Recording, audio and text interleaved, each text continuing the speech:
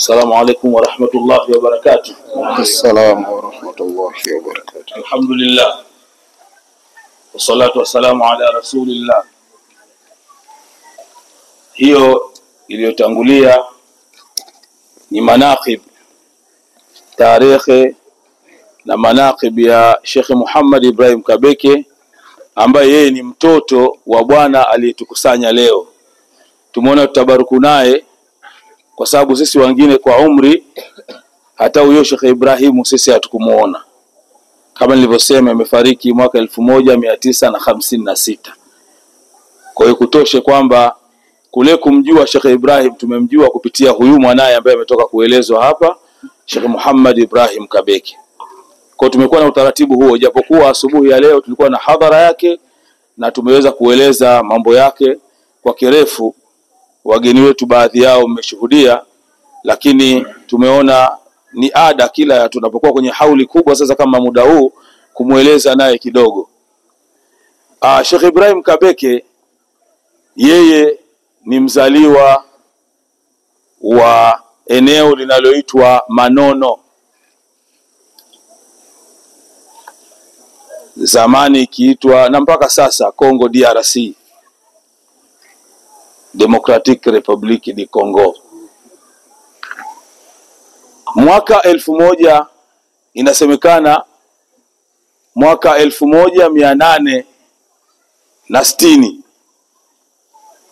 Ujiji, kama mjuavyo, Ujiji ni mji mkongwe, ni mji wa kale.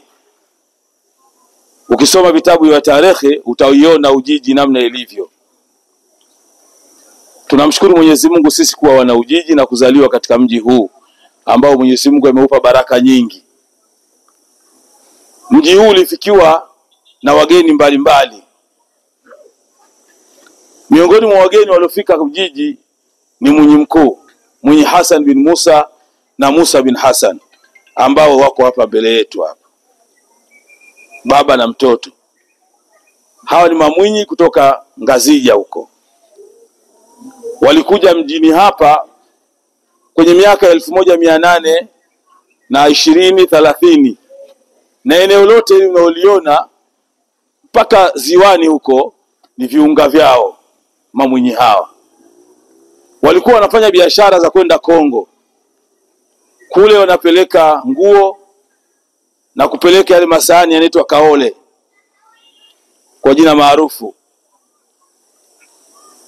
Wakienda kule wanabadilishana na baadhi ya biashara za kule wanakuja. Katika safari wanakwenda wakafikia eneo linaloitwa Buluba. Hilo eneo kuna mji mdogo unaitwa Manono. Mtawala wa eneo hilo alikuwa anaitwa Mwami Kabeke. Kwa wageni wetu ambao mmetoka mikoa ya juu, Mwami maana yake mtawala au mfalme. Yule mzee Kabeke kwenye ile eneo la Manono, yeye alikuwa ni mfalme pale. Mamwinyi hao akienda kule wanafikia nyumbani kwake. Mwinyi alikuwa na watoto wake. Miongoni mwa watoto wake ni Katundu, Tumbwe, Rambo na dada yao Munya. Huyu ambaye ametukusanya leo ndio Katundu. Kabla ya kuslim, Katundu akiwa na miaka kama 16, mamwinyi wanafikia kwao. Safari ya kwanza, safari ya pili, safari ya tatu. Katundu akapenda dini ya mamwinyi. Akawaomba Mwinyi Hassan bin Musa na Musa bin Hassan, naomba nisilimu, nifate dini yenu.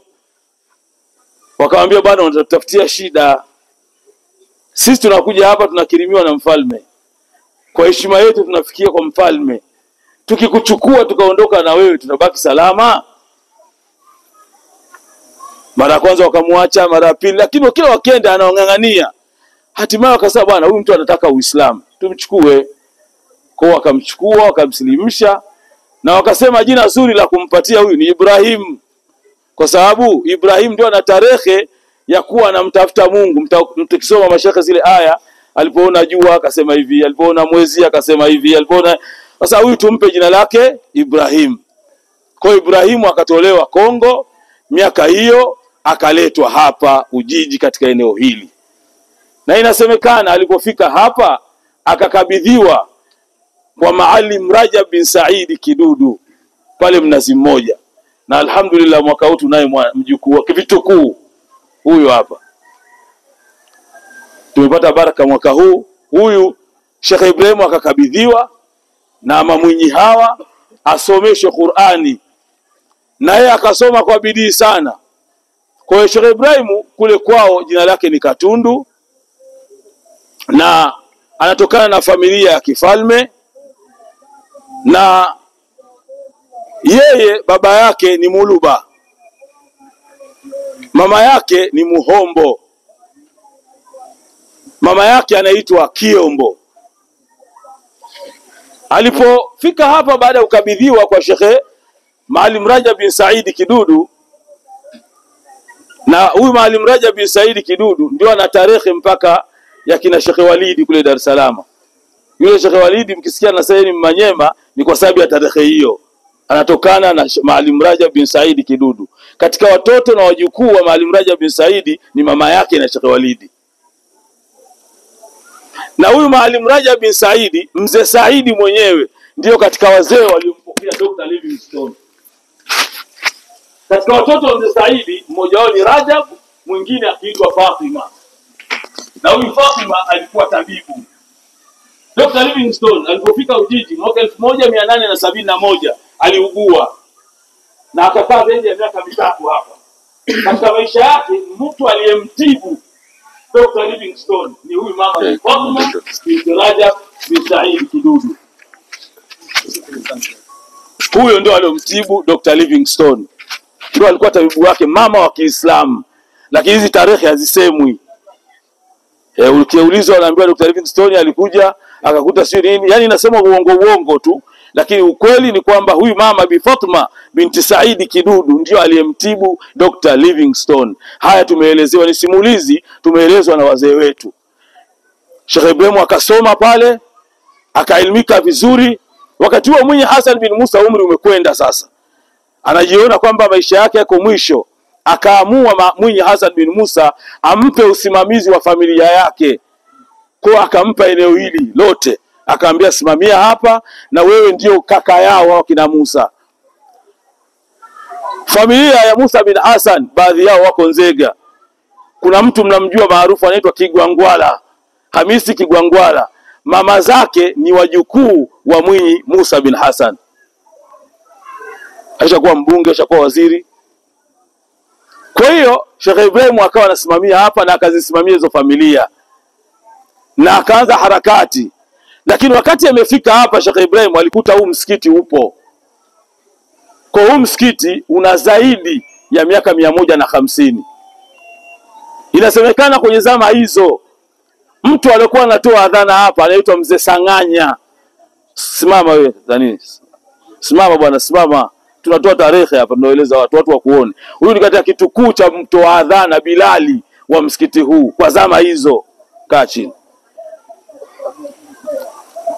Hiyo miaka Sheikh akaanza kusomesha, na kile chuo chake cha pale Mnazi Mmoja kikaletwa hapa, darasa ikawa zinaendelea, watu wanasoma, lakini amefanya kazi hiyo kwa muda mrefu. Mungu hakumpa mtoto kwa sababu moja ya sifa ya Sheikh Ibrahim ilikuwa ni ukarimu. Inasemekana nyumbani kwake watu wa mtaa mzima walikuwa wanakula kwake.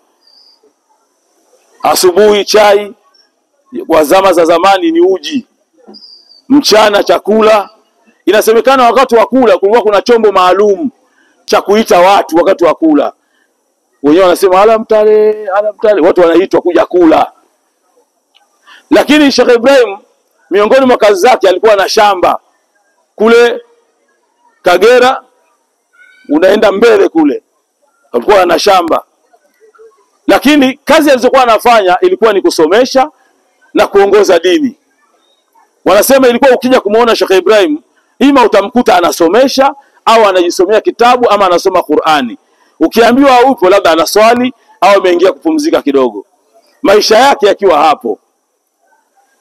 Wakati umri wake unakwenda uzeeni sasa, inasemekana hiyo miaka ya 35 uzeeni, siku ya maulidi ya Sheikh Abdul Qadir Jilani, qaddasallahu sirrahu al-aziz, mwezi 11 mwaka 1934, akiwa kwenye hadhara pale Ghaznani, wanaita msikiti wa Ghazali leo wanaita, au Mwanandenda au Mwembe Ngoma.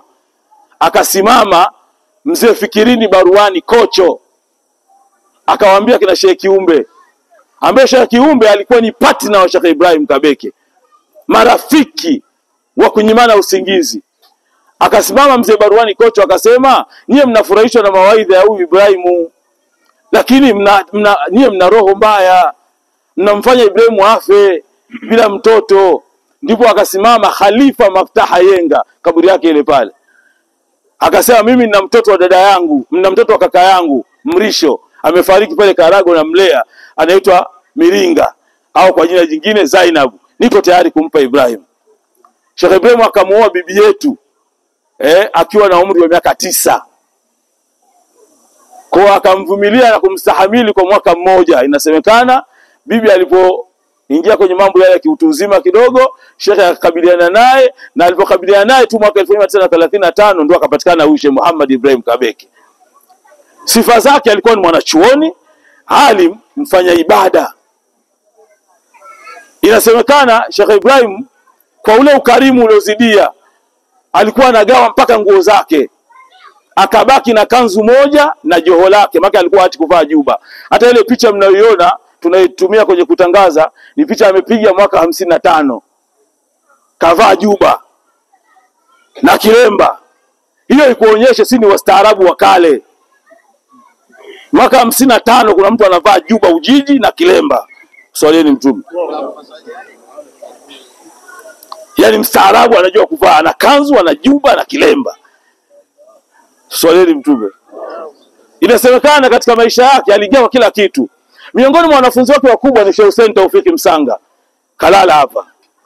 Huyo ndio inasemekana alimkopi Sheikh Ibrahim kila kitu, kula, kusema, kutembea na kila kitu, hata ibada. Wakakaa kina Sheikh mzee Hussein Taufiki na wanafunzi wenzie, wakasema tumchangie Sheikh nguo zake zimeisha. Maka inasemekana kanzu ya Sheikh Ibrahim ilifikia mahala kutoa rangi ya njano kwa sababu ya maji ya kutawadha, kwa sababu ni hiyo inafuliwa na rudi anavaa. Wakachanga kanzu 3 na vilemba 3 na majuba 3. Wakamfuata mke wake Bi Jauhari binti Mbaruku, wakamwambia, mama, sisi tumeamua kuchanga nguo, tunaona Sheikh nguo zinamuishia, tunataka tumletee hizo nguo. Binti Mbaruku akaguna, baba yenu mtamweza, hizo nguo atavaa, sasa sisi tumpe. Wakampelekea, akaita Sheikh Ibrahim, watu wako wamekuja, wanasemaje, umeleta nguo? Kwani mimi sina nguo? Sasa nguo Sheikh unabadili. Ilikuwa siku ya Alhamisi asubuhi saa 4, kwamba wala wasalie Ijumaa. Inasemekana mpaka Ijumaa imefika zile nguo zilikuwa hazipo, kwa sababu akiwa amekaa pale alipita mtu anaenda ziwani, akamuita, njoo hapa, wewe si Muislamu? Ndio utakwenda msikitini hivi? Anamuita, Johari, labeka bwana, leta ile juba na kanzo, leta kina Hussein, mpe huyu maskini mtu wa Mungu. Akapewa juba na kanzu na kilemba. Mtu mpita njia akapewa juba, kanzu. Inasemekana mpaka kesho yake zile nguo zilikuwa zimekuisha. Alikuwa mkarimu wa aina yake, alikuwa alimu. Wanasema, tunahadithiwa na mjomba wetu anaitwa mzee Isa Swedi Madebe na mzee Abasi Msafiri Ngozi. Wanasema Sheikh Ibrahim alikuwa ikaa pale, amekaa kwenye msala wake, ilikuwa watu wanapokuja kuomba mahitaji, Sheikh hamna kitu fulani, hamna kitu fulani, anainua msala wake, ule msala alokalia, anakupa ile hela uliyoomba. Mzee Abasi anasema siku moja wenyewe kama vijana, unajua utoto tena, wakasema mtu mtafiti huyu mzee, mbona kila kiombo anatoa hapa? Kwa aliponyanyuka kwenda kutawadha, atakwenda kuswali na nini, wakaja wakafungua pale. Kufungua akakuta hamna kitu. Yeye mwenyewe aliporudi akaja kuomba pesa, akafunua pale pale, akatoa hela akawapa. Allah. Tunahadithiwa na mzee wetu, baba yetu Sheikh Muhammad, ambaye tumemueleza hapa mwanzo. Anasema wenyewe ujana walikuwa wanatoka usiku, wanawakataza mtoka usiku. Anasema wakirudi ile inabidi wasipite hapa karibu, wanapita mbali. Sasa wakipita kule mbali wanamsikia ndani, yeye anasema, anawaita kwa majina mmoja baada ya mwingine, wewe fulani fulani fulani, nenda kalale wewe, saa hizi unakwenda wapi? Sheikh Ibrahim alifikia mahala, hapa ni njia ya kwenda ziwani. Ukipita Mujinib, yani Mujinib akipita mbele yake, alifika mahala anamwambia, we Kakoge, sallallahu ala Muhammad. Leo nisikia kumueleza huyu al-Mujahid al-Kabir Sheikh Ibrahim bin Kabeke, sahibu al-karamati adh-dhahira. Yeye na Sheikh Kiumbe, baba yake na Sheikh Alfani Kiumbe, ndio udugu uliopo baina yetu sisi watu wa Sheikh Ibrahim Kabeke na watu wa Sheikh Alfani Kiumbe. Udugu wetu ni mzito kwa sababu wazee hawa walipendana kupita kiasi. Inasemekana kuna siku Sheikh Kiumbe alikuwa amekwenda kule Lubabala, Kagongo ya Lubabala, ilikuwa mwezi wa Ramadhani. Likatokea jambo hapa mjini, Sheikh Ibrahim anamtafuta Sheikh Kiumbe, atampataje? Kila akifuatilia pale nyumbani hayupo, akiuliza hayupo. Akaitwa kijana, kulikuwa kuna mnazi hapa katikati, akaandika, akamwambia mpelekee Sheikh Kiumbe, Sheikh nyumbani hayupo, sasa panda au mnazi. Yule kijana akapanda na kile kibarua. Alipofika juu akamwambia teremka. Alipoteremka yule kijana anaona yuko Lubabala Kagongo. Tena mbele ya nyumba aliyokuwepo Sheikh Kiumbe. Akaenda mpaka kwa Sheikh Kiumbe, kama nimetumwa Sheikh Ibrahim nikuletee hii barua. Akasoma, alipomaliza akaondoka naye. Sheikh Kiumbe akamshika mkono yule kijana. Akaja naye mpaka kwenye mti tena wa mnazi. Akamwambia panda hapa. Alipopanda, aliposhuka akashuka kabondo. Swaleni Mtume.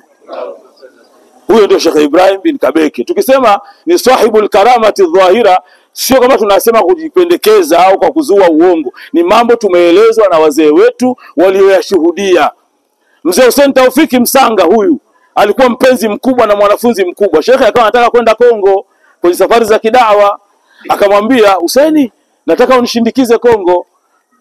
Mzee Hussein Taufiki alikuwa ana kitu tunaita makira ya kuvua samaki. Sasa alikuwa ndio amechukua mapya na nini yako pale Forodhani, tunaita Forodhani sisi. Akamwambia Sheikh, unajua nimechukua nini? Akamwambia inshallah baki. Yeye akaenda mwenyewe.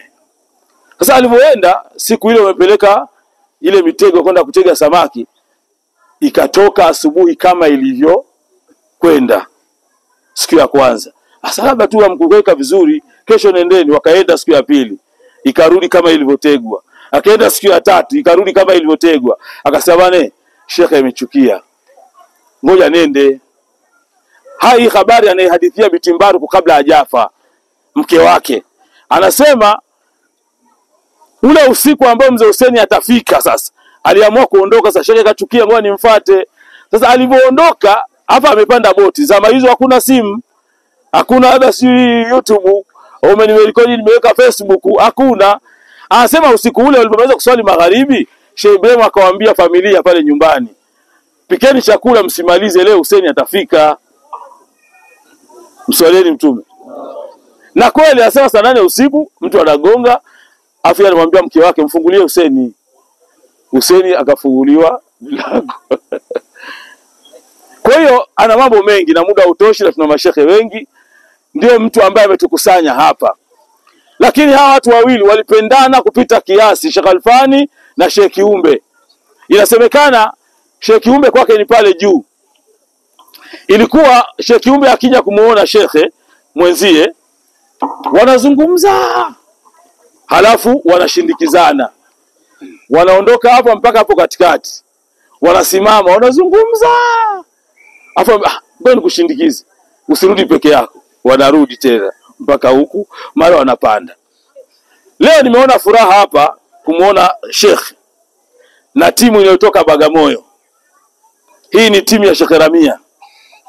Sisi watu wa Ujiji tuna alaka kubwa na Bagamoyo, na hasa hizi nyumba ya Sheikh Kiumbe na nyumba ya Sheikh Ibrahim. Inasemekana hapa Ujiji ilikuwa kuna maulidi kubwa mbili. Moja ya Sheikh Saleh bin Muhammad an-Nabhani, huyu hapa, ambaye ndio shekhe wa Sheikh Abdul Muhsin Kitumba.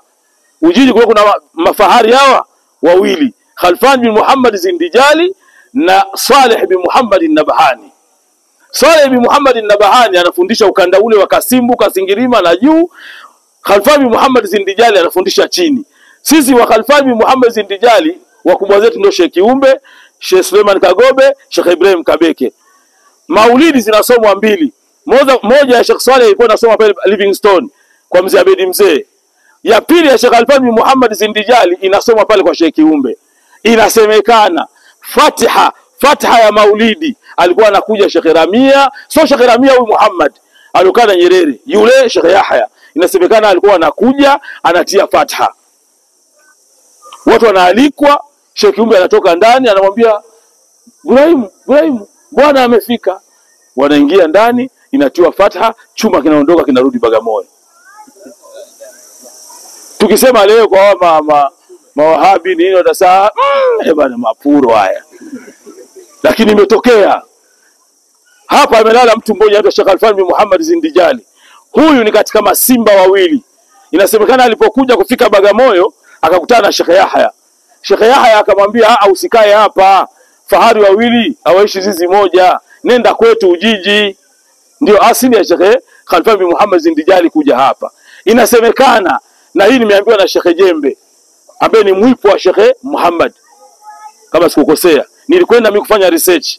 Anasema Sheikh Khalfan bin Muhammad Zindijali alipofika Bagamoyo wakati Sheikh Yahya amefariki, alifika akawaambia watu wote watoke nje.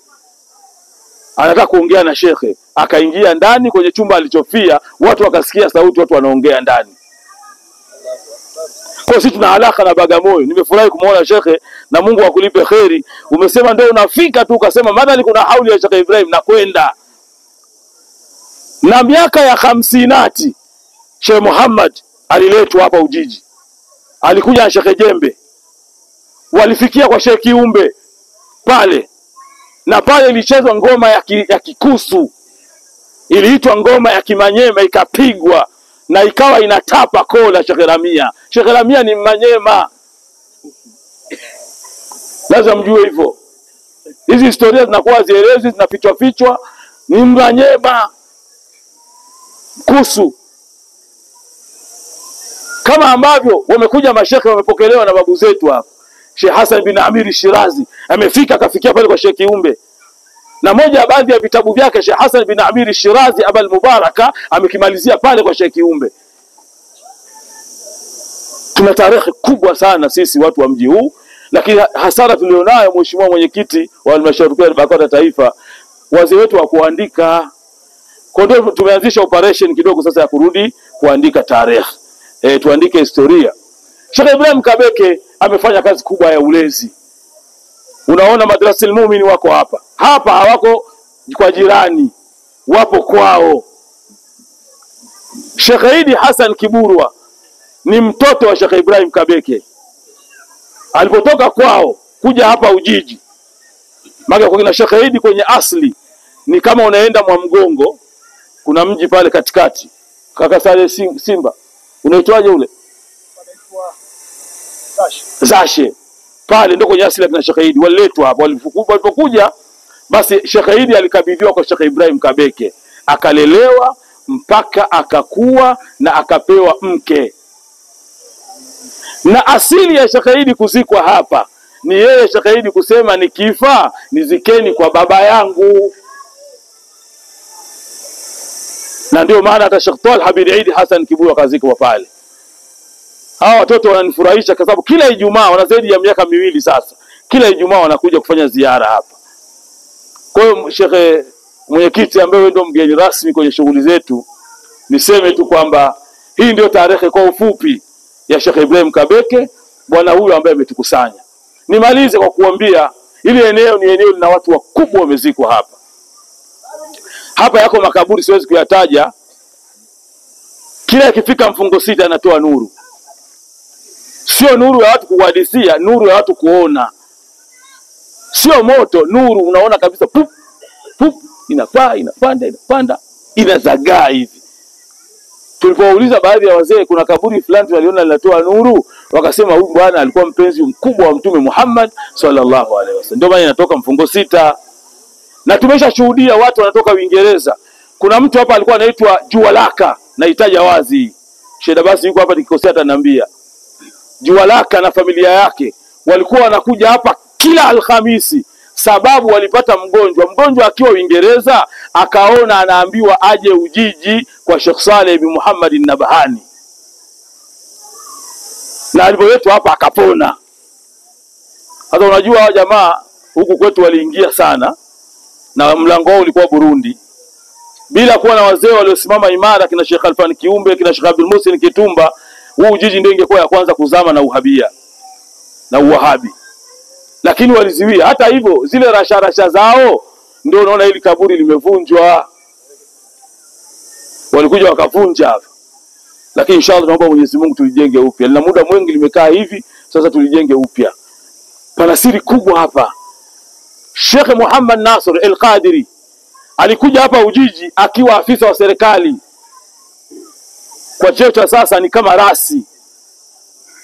Sheikh Muhammad Nasr alipokuja hapa kutaka kuleta tariqatul Qadiria, alipofika akaambiwa bwana, hapa katika tariqatul Qadiria hauleti wewe mzee, hii hapa ipo.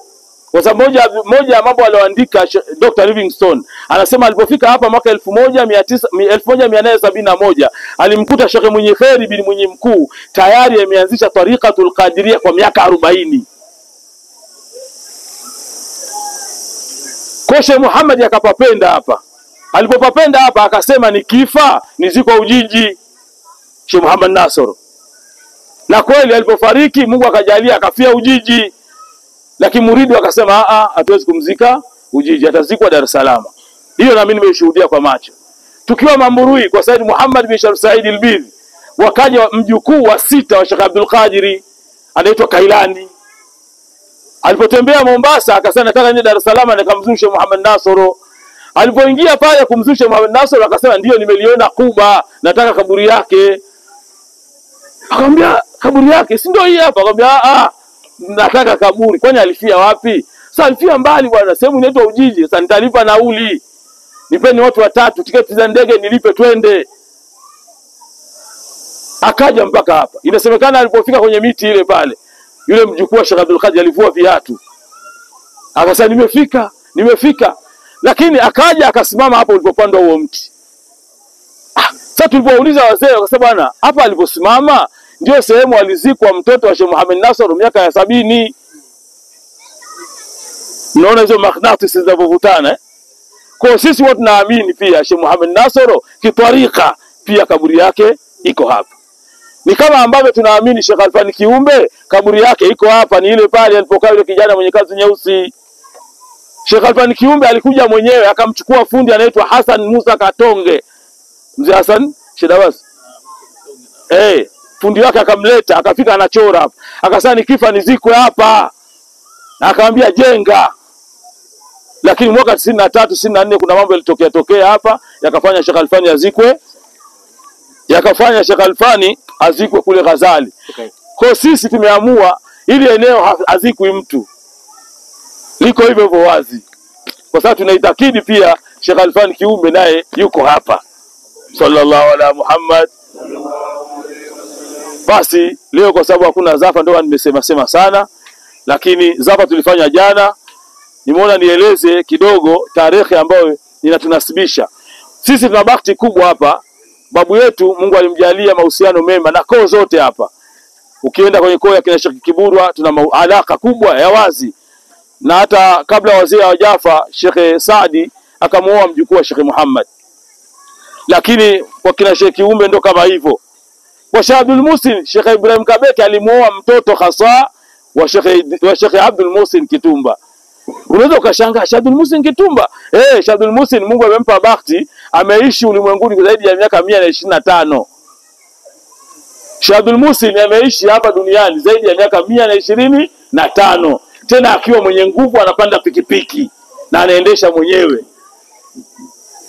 Kwa Sheikh Abdul Muhsin kafanya kazi na kina Sheikh Kiumbe. Akaja akafanya kazi na kina Sheikh Alfani na akafanya kazi na sisi hapa kidogo. Vijukuu. Mungu alimpa umri mrefu. Mtu ambaye ana tarehe kubwa katika Uislamu na katika nchi.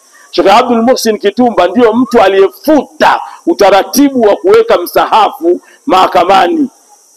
Kuweka hovyo. Inasemekana kuna siku moja alikuwa kizimbani, ikachukuliwa Qur'ani ikawekwa chini, vitabu vingine vikawekwa juu. Akatoka kizimbani kumfuata hakimu, toa Qur'ani ikai chini. Sallallahu alaihi Muhammad. Nagusagusa tu, lakini mambo ni mengi, yanatakiwa kusema ukweli yaandikwe. Na hakimu wakili tunaye hapa. Simama bwana. Huyu ni wakili wangu. Anaitwa Emmanuel. Huyu ndo tunatamba kwa sababu tunaye. Unajua katika taasisi hizi kama una mwanasheria tabu kidogo. Mimi na mwanasheria na mahaba alionayo, amefunga safari kaja kujali dini yake, na ameona kanzo aliyopiga, maana yake nakaa naye vizuri. Ni mwanasheria nguli. Ukisikia Kabeke kashtakiwa anaenda huyu hapa. Mimi sendi. Mimi najitambua. Mimi sendi. Na hapa juzi shekhe mwenyekiti nimepewa jina, kuna ndugu yangu anaitwa Zakaria Elias Nzuki. Alisema anatamani aitwe Kabeke na mimi niitwe Nzuki. Nikakubali. Kwa naitwa Hassan Kabeke Nzuki. Akaja mzee wangu, mzee simama. Huyu mzee alikuwa askofu huyu. BAKWATA mkoa wa Mwanza ikamsilimisha, baadaye ameamua kujenga msikiti tukawa naye. Sasa ni shekhe. Na yeye kwa mahaba ni mzee wa Kisukuma. Mzee ukanipa jina gani lile? Msema. Bismillahirrahmanirrahim. Kwa jina ambalo nimempa ni jina naitwa Mwananogo. Basi, asante. Kwa hiyo mwenyekiti, nina jina jingine linaitwa Mwananogo. Hivi nawasiliana na mwanasheria wangu kuona namna gani tulitengeneza Hassan Kabeke Nzuki Mwananogo. Baada ya kusema haya, mheshimiwa mwenyekiti, naomba uridhie kidogo, kidogo. Mwenye hadhara hii wewe ni mgeni rasmi, lakini mwenye hadhara hii ni Sheikh Dabas. Maki sisi hadhara zetu Uthman Zuberi yuko wapi? Ni kama kule Tanga. Kule Tanga ikifika zile hadhara za vituo, hata sisi BAKWATA tunakaa kidogo pembeni, au uongo? Sasa hapa akiwepo Sheikh Kiburwa, Sheikh Dabas, Sheikh Mustafa, akiwa wapo Sheikh Uwesu, hawa wanasimamia kwa sababu hivi ni vituo ambavyo vipo. Kwa hiyo naona niishie hapa, lakini naomba uruhusu mashekhe waliokuja wametoka mbali. Mashekhe msitoe mawaidha. Hadhara ikishakuwa na mgeni rasmi, wakati mwingine mawaidha unayatoa kwa kujilinda. Lakini yuko shekhe wetu wa mkoa wa Simiyu. Mimi nitawapeni msalimie, lakini mzee wetu baba yetu mapenzi aliyoyaonyesha ni makubwa sana. Kwa wale mashekhe wote tutatoa mawaidha jioni, usiku, si ndio hivyo jamani? Ila nitampa nafasi Sheikh Uthman Zuberi, tuna jambo kubwa la hija kupitia BAKWATA. Naomba yeye asimame kwa dakika 2, alafu asimame mzee wangu kutoka Bagamoyo. Ni shekhe mkubwa sana. Tunakutana naye Mwanza, sehemu mbali tunakutana kule. Baada ya hapo aje Sheikh Kwezi, alafu nimpe mwenye hadhara yake Sheikh Dabas bin Sheikh Alfan Kiumbe, na alitufundisha juzi. Yeye alipozaliwa tu baba yake alimpa jina lake Sheikh Alfan, alimwambia huyu atakuwa Ghazali. Atakuwa Imam Ghazali. Sasa anasema bi mkubwa pale ndani akasema, nyinyi mna chuo kinaitwa Ghazali, shule inaitwa Ghazali, alafu mtoto wangu tena umuite Ghazali. Yaani watu wamwone mtoto wangu ni shule. Sasa Sheikh Alfan, unajua wanawake ubishani nao. Inataka kwa zama hizo Sheikh Alfan akasema, basi bwana, tuache hilo Ghazali liwepo kimya, nitampa Dabasi. Na Dabasi ni jina zuri kwa sababu ni mwalimu wa Sheikh Abdul Qadir Jailani qaddasallahu sirrahul aziz. Kwa hiyo nikuombe Sheikh Uthman Zuberi, sema kidogo dakika 2 lakini kwa sababu tunataka tuombe dua, au tutawanyike mapema. Tukishatawanyika maulidi yetu leo tutaanza visomo baada al-maghrib. Ili baada ya isha mubashara tuanze fatha ya maulidi kwenye mpaka saa 4. Mungu tunatamani, hatujui sasa. Matamanio yetu ni hayo. Mambo ya maulidi na kiyamu na mpaka saa 4 tu tumemaliza, na kuna ratiba zingine za mambo yatafanyika, kuna salamu, hizo ndio zitufikishe saa 5 na tupige mchele. Na mchele wa leo alhamdulillah mchele wa ngamia. Sasa huu hautaki kuliwa muda mrefu. Na yule ngamia na mafuta mengi, ana nundu, ana hivi, itakuwa shida sana. Simama.